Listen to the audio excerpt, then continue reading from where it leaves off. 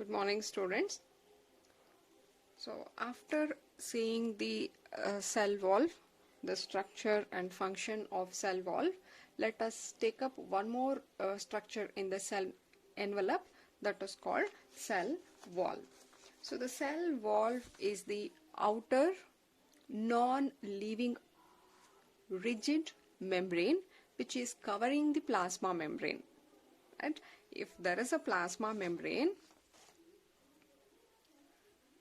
plasma membrane is covered by, suppose if this is a cell and this is our plasma membrane or the cell membrane, and you can find the cell wall which are present covering the plasma membrane. So this we have written regarding the animal cell, but animal cell don't have the cell wall. We are talking in general that the plasma membrane is present both in the plant cell or animal cell. So these are being covered by an extra layer in case of certain organism. So those are called as cell wall. So this is outer non-living rigid, meaning with hard membrane which is covering the plasma membrane. And these cell wall is found in case of fungi, the plant cell. So here you can see cell wall only in the plant cell, and in the prokaryotes. In the prokaryotes except mycoplasm, because mycoplasm are the bacteria which lack the cell wall. Therefore they don't have the cell wall. And also animal cell, of course they don't have the cell wall. So cell walls are found in these organism, and this was actually discovered by Robert Hooke. He was the one who discovered the, for the first time he discovered the cells, but they were dead cells. The same person has discovered the cell wall. In case of prokaryotes, that is we are talking of bacteria here, they are made up of peptidoglycan. The cell wall is made up of peptidoglycan. Here peptido meaning we are referring the protein, glycan meaning it's a carbohydrate. Made up of proteins and carbohydrates, that's a peptidoglycan. In fungi, it is made up of chitin. The cell wall is made up of chitin. Chitin is a homopolysaccharide. See, when you know polysaccharide meaning what? It is made up of many monosaccharide unit. You call it as a polysaccharide. If we say homo, meaning it is made up of same type of monosaccharide unit. See, there is the N-acetyl glucosamine. The N-acetyl glucosamine repeat number of times to form the homopolysaccharide. In plants, it is made up of cellulose, hemicellulose, pectin, water, lipid, protein. So in plants, if we say it as a cellulose, cellulose is actually a homopolysaccharide again. Homopolysaccharide meaning they are made up of many monosaccharide unit, and homo, that is same monosaccharide unit has been repeated number of times. The glucose is a monosaccharide, right? So now these glucose have repeated number of times, that is one glucose joined with the another glucose like this, around 6,000 glucose molecules will join together to form the cellulose. And it is made up of hemicellulose. Hemicellulose is a heteropolysaccharide, meaning they have many monosaccharide unit. Poly meaning many monosaccharides units are present, but it is hetero meaning different types of monosaccharide units are present. Here hemicellulose is made up of 4 monosaccharide units called galactose, xylose, mannose and arbinose. Galactose, xylose, mannose and arbinose. So these monosaccharides units are repeated number of times to form this hemicellulose. And looking into the pectin, pectin is also a heteropolysaccharide, and it has this glucosonic acid and galacturonic acid. These two units repeats to form the pectin, and water, lipids and proteins. Clear? Mainly the cell wall consists of two parts. One, it has the cellulose fibers. So it is also called as microfibrils. So how are these microfibrils formed is, there is a cellulose. Now these cellulose molecules join to one another. They join to one another to form the microfibrils. Microfibrils, again, they might join to form the bigger fibrils called macrofibrils. But cellulose fiber, meaning it is the cellulose molecules which are aggregated to form the microfibrils. And the second portion of the cell wall is called as matrix. Matrix is made up of hemicellulose. See, it is these cellulose fiber or the microfibrils are arranged in the matrix made up of hemicellulose. Am I clear? Cellulose fibers are formed from the cellulose molecule. Many cellulose molecule aggregate or join together to form such fibers. You call them as a microfibrils. These microfibrils are present in the matrix, which is made up of hemicellulose. So let us see the structure of the cell wall. The cell wall consists of 4 layers. The first layer is called as middle lamina, primary cell wall, secondary cell wall, and tertiary cell wall. So here middle lamella is very important. So it is the outermost layer which function as cementing layer between adjoining cells. See, suppose if this one here, this layer here, we call this layer as middle lamina. The middle lamina is mainly made up of calcium pectate. Very important. It is chiefly made by calcium pectate. Important point, they can ask you, the middle lamella is made up of calcium pectate, and softening of ripe fruit is due to, see, you might have seen fruits after they get ripened, slowly their membrane get shrinked. So that is because the calcium pectate which is present, they start solubilizing, is due to partial solubilizing of pectin present in the middle lamella. So when this pectin gets solubilizing, slowly it gets shrinkened. Right? So the main function of middle lamella is, if this is one cell and this will be the second cell. So these two cells are cemented, that is joined together by this middle lamina. This point is also important. They function in cementing layer. They act as a cementing layer. Here is one cell and the other cell. So these adjacent cells are joined together. They have been glued together by the presence of this middle lamina, which is actually rich in the calcium pectate. Clear? Now, it is the next layer called primary cell wall. So here now they start secreting a primary cell wall.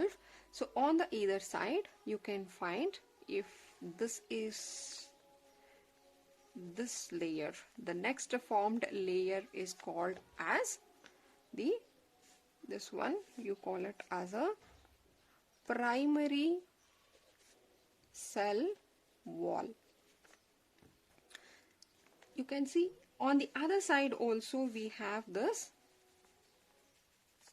primary cell wall. It is the same, that's a primary cell wall. It is a first formed wall layer. It is thin, elastic, meaning it can be stretched, and capable of expansion and growth, occur by movement of material inside the primary valve called interception. Meristematic tissues have only the primary valve. See what happens, what they are telling here is, we have this middle lamella. When it is like in the meristematic cells, actively dividing cells, we will find only this primary cell wall. There are no other layers which we are going to study, that are secondary, tertiary layers are absent. As the meristematic cells will divide and they start growing, they will become into a matured cell, right? That time you can see that they will have the secondary and tertiary. Initially they have only this middle lamella and the primary cell wall. That is, during the meristematic stage they have only this primary cell wall. And in case of this primary cell wall, you can see more hemicellulose and less cellulose are present. Matrix is more and cellulose is very less. So as it grows, what happens? In addition to a primary wall, there is one more next wall formed. So here you can find the next wall, which are called as secondary walls. These are called as secondary cell wall. In addition to the primary cell wall which was there in the meristematic, as the cells start growing, they start developing one more layer that is called as a secondary cell wall. These are found in a matured cells, not in the meristematic. In addition to primary wall, a secondary wall is formed in the matured cell. This happens by deposition of material over existing primary cell wall. There is already primary cell wall existing. On this, you can see the materials get deposited like this, and the secondary walls are formed, and this is called as accretions. And also you can find here the secondary walls are not continuous. They have certain gap. Here you can find the gap, and these gaps are called as pit. So this one here, this is called as a pit. In the pit, what all you can see there is a middle lamella and you have only the primary cell wall. There is no secondary cell wall, and it is a pit through which there is a communication between the two adjacent cells, right? And in case of secondary cell wall, here what I told you, in the primary cell wall there was more of hemicellulose and less cellulose, but in the secondary cell wall it is opposite. They will have more cellulose and very less hemicellulose. And apart from that, the secondary cell wall will also have other components, that is, apart from cellulose and hemicellulose, the secondary cell wall will have other substance like severin and cutin and lignin. So these substances can also be found in the secondary cell wall. And the next layer is called as the tertiary layer. So these are the tertiary layers which are found on the secondary. So here this one.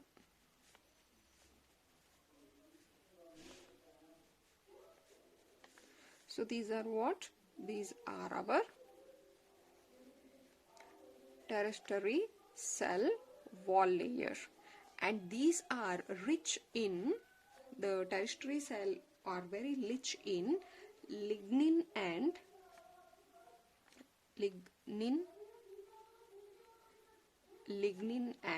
xylon. They are rich in lignin and xylon.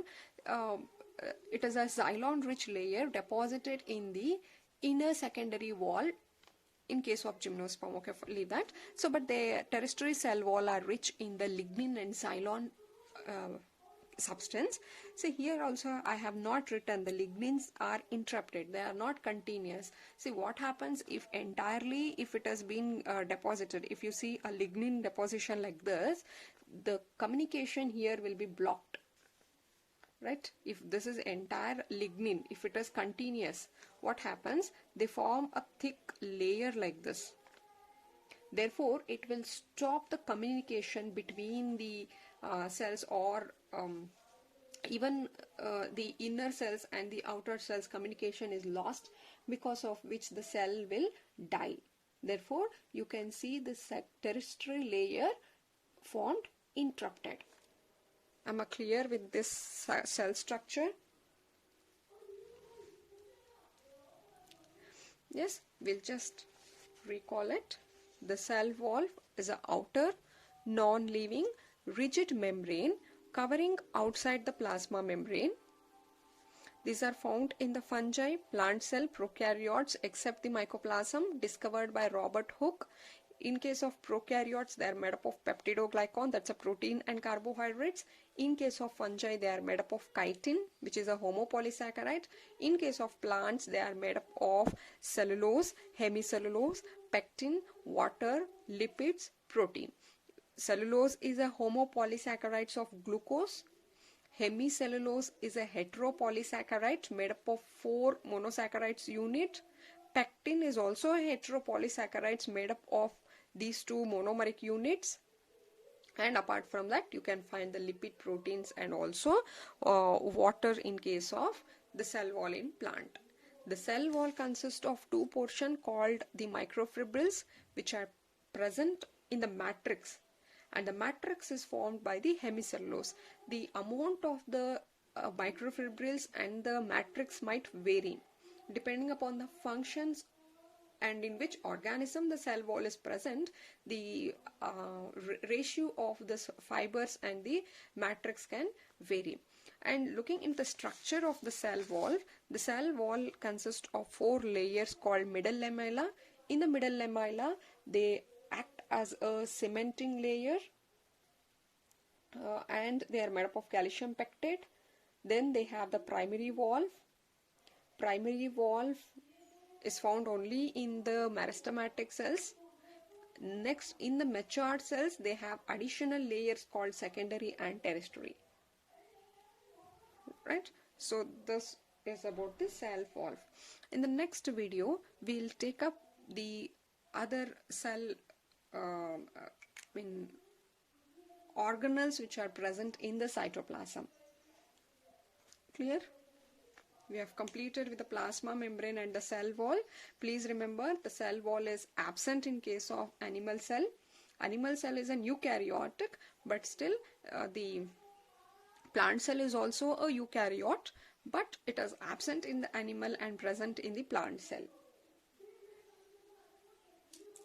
In the next further, we have seen that there are different membrane bound organelles present in the cytoplasm, like endoplasmic reticulum, Golgi apparatus, lysosome, mitochondria, plastids. We have seen ribosome, cytoskeletal. All these were present in the cytoplasm. We will take up each cell organelle and their structure, function. So these are all quite basic concepts which we have already studied in our lower classes. Refer NCERT textbook and understand each structure individually. Thank you, students.